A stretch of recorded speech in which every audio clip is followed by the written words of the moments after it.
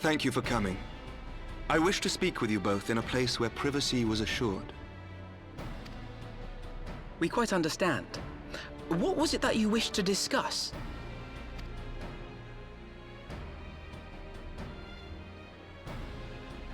With my father's passing, the seat of the Archbishop lies vacant. And so, in accordance with canon law, I have assumed his responsibilities. I should stress that this is a temporary measure. It was never intended that the Lord Commander of the Temple Knights serve in this capacity indefinitely. Quite the opposite. The statutes specify that I should surrender my powers as soon as a conclave of the senior clergy and the high houses have named a new archbishop. But in light of recent events, that would not seem appropriate.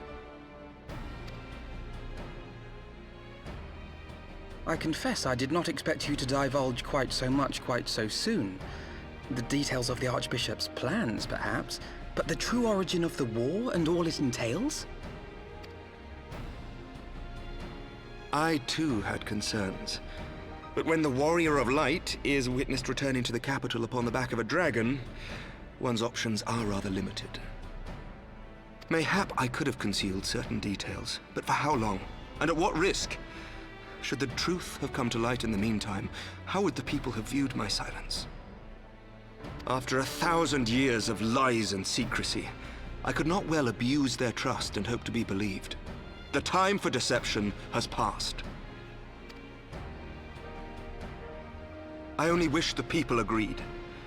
That some would deny the truth I had anticipated, but not this many. And among the few who acknowledged that my father had to be stopped, no small number question our methods.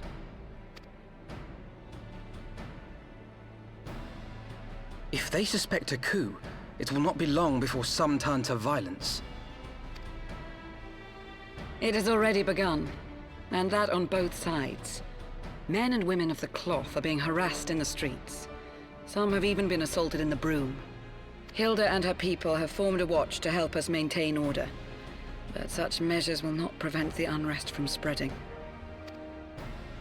For all our talk of peace, the people remain frightened and confused. For their sake, we must bring the Dragonsong War to a definitive end. And we should be glad to help you, Sir Emmerich.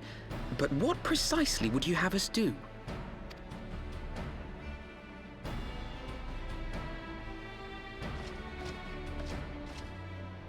We wish to treat with the dragons of Annex Trine.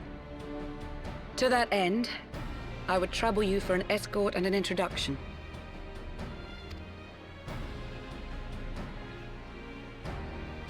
Annex Trine?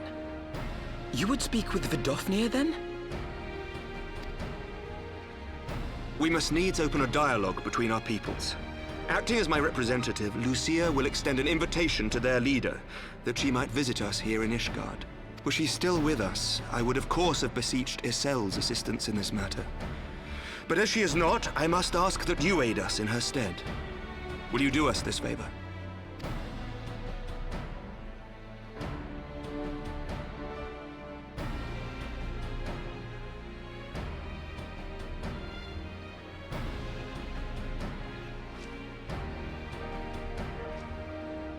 Thank you, my friends.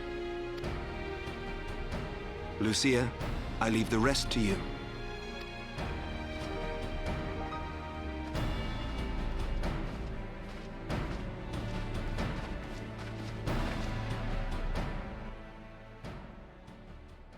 In the wake of the Archbishop's fall, the nation of Ishgard trembled, the faith of her people shaken to its very core.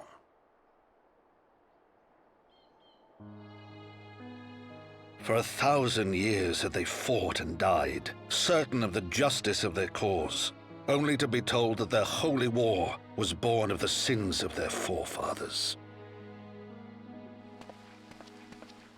What then for those brave men and women, thus stripped of their righteousness but to despair, to deny the truth and decry its speakers?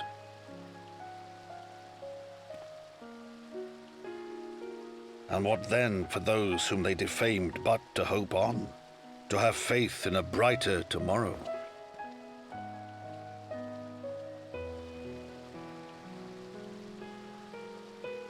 tomorrow in which man and dragon might live together in harmony, then as distant as the very stars in the heavens.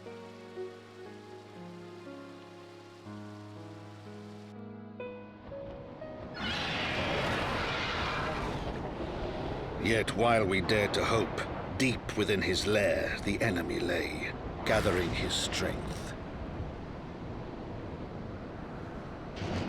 Nidhogg, now possessed of his 2 eyes and the body of the Azure Dragoon, prizes to which he had laid claim at the very hour of the hero's triumph.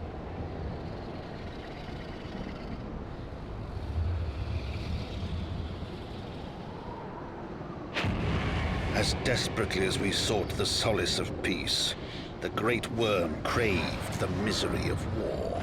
Nor was he alone in his misbegotten desire.